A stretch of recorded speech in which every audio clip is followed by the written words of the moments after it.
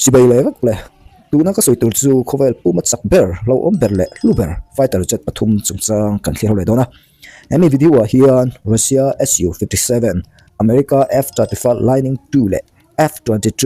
Raptor theih vângin nge Khawvel ram liana hlauhawm em mai ani ti kan soi dona video hi atop thlengin lo en lela I hlok pui nge yang ti ka bai sei hle ani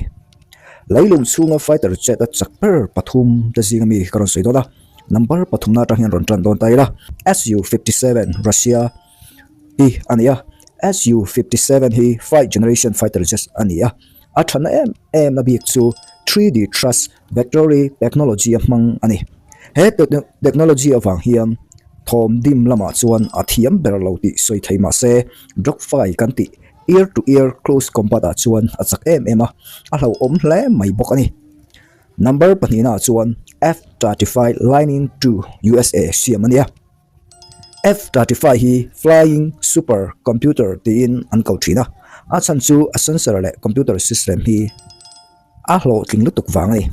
he just hi thom hria lo na che tan a design ania enemy radar te laka in thup theina asang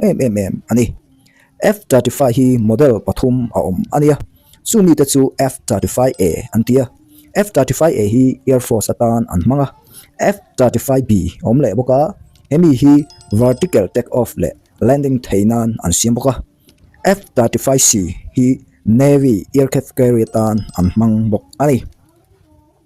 number pakhana chuanin F-22 Raptor USA tinia hemi F-22 Raptor hi chu USA na an siam hi nung ber ania hemi hi 5th generation fighter jet zinga Chak Ber arang ber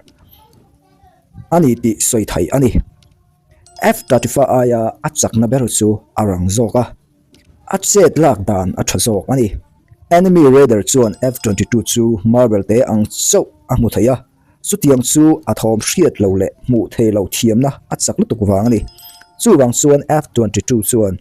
a hmuh ma in a bei thu theia an hriat ma in bompo athak thei ani an soidanin invisible dead angle ang deuh ania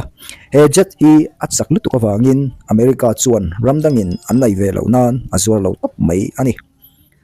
fighter jet chungchang hi ngaihnawm iti chuan like share le subscribe tingot lo khan ngaihdan te comment a lo da veng cheo eng fighter jet hi nge idu ber ka video dang te po lo en zelang cheo kalo me